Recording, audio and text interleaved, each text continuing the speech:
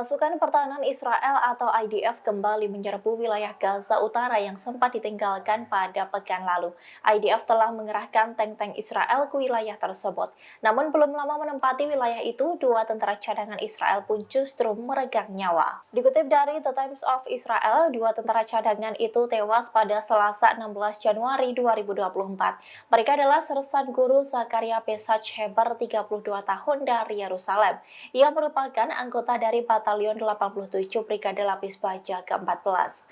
Selanjutnya ada Sersan Mayo Yerkats, 34 tahun dari Holland.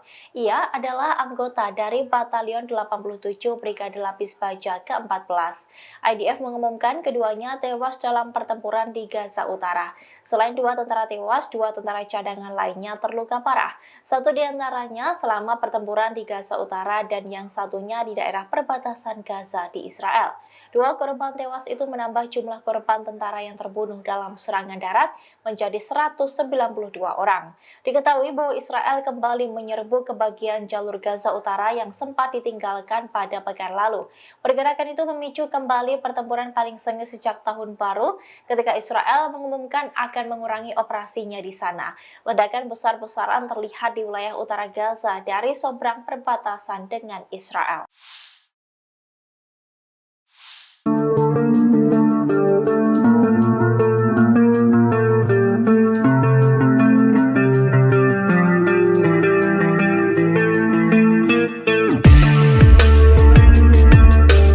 Saat kekuatan Israel melemah dan ribuan tentara ditarik dari Gaza, Jerman justru memperkeruh konflik.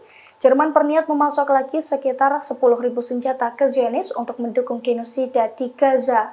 Dilansir dari Al-Mayadin pada Rabu 17 Januari, rencana pengiriman ribuan peluru tank ke Israel tengah dipertimbangkan. Menurut laporan dari sebuah majalah di Jerman, pengiriman senjata itu awalnya memang permintaan dari Zionis. Yang mana sejak bulan November 2023 lalu, Zionis meminta Jerman memberikan 10.000 peluru presisi kaliber 120 mm. Diketahui Jerman memang jor-joran membantu Israel sejak awal perang dengan Hamas.